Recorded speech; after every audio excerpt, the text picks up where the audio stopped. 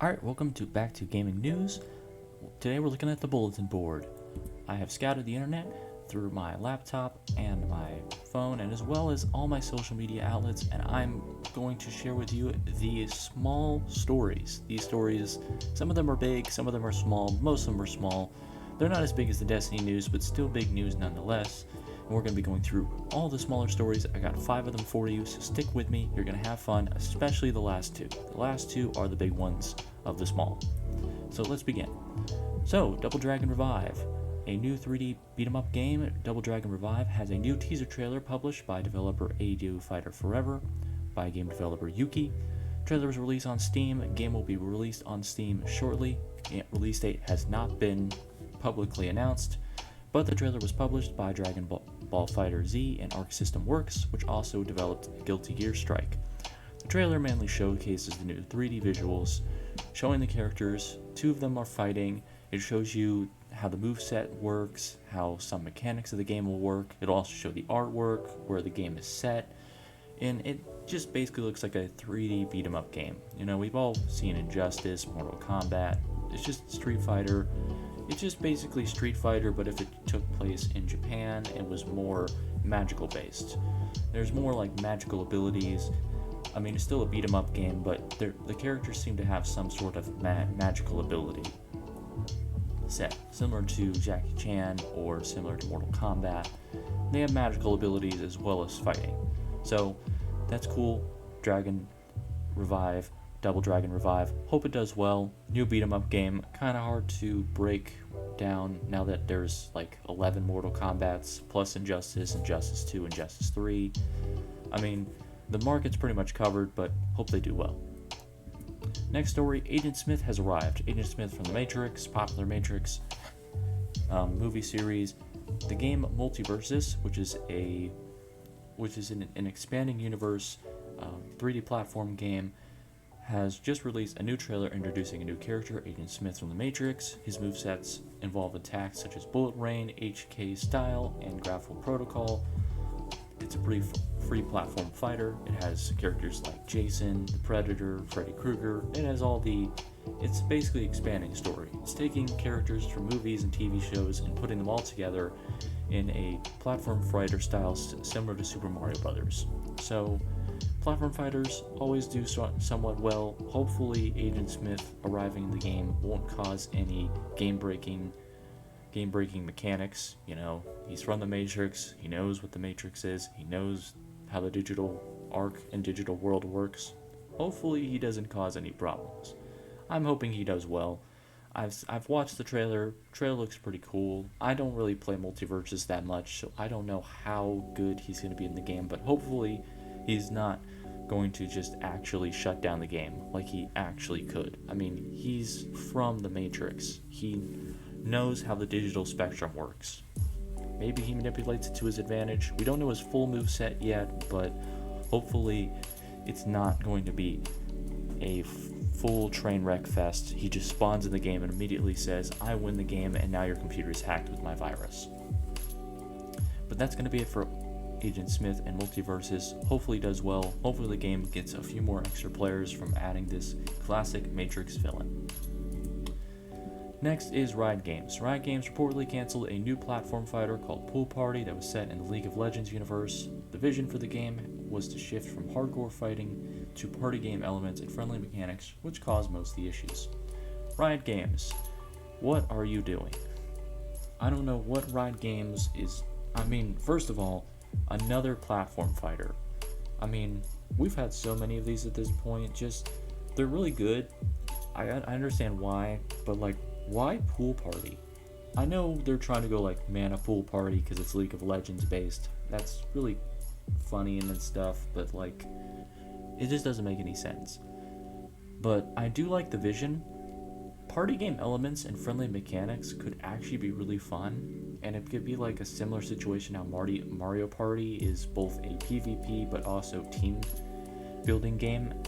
Like there's party game elements and stuff like that. That could be really cool. That hasn't been introduced in a platform fighter, and I feel like that could have happened, but apparently when they started shifting away from hardcore fighting, most of the team members split because Most of them wanted hardcore fighting, but the main deciding body of them wanted to have more party game and friendly mechanics, and that's caused the split. And apparently that just led down to a downward spiral, and Riot Games just canceled the new project before it could even get started with a teaser trailer and full publishment rights. So I mean it's pretty sad to see, but I mean, Pool Party's kind of a weird name for a fighting game in general, and set in the League of Legends universe would probably give them at least 15 to 20 years of content, because they've got to add a pool of characters and then keep adding to it. So I mean, there's at least 135 League of Legends characters, so that's at least 15 to 20 years worth of content.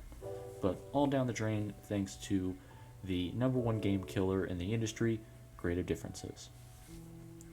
Alright, and now we have two very controversial stories. First of all, we have the Dr. Disrespect Tells All. During his Elden stream, which was Elden Ring stream, he made comments that suggested that he was fully aware of his actions, which includes the messaging of a minor back in the past. He basically admitted it on stream, and then to top it all off, after admitting that he did actually engage in criminal activity, he announces that he is taking a vacation.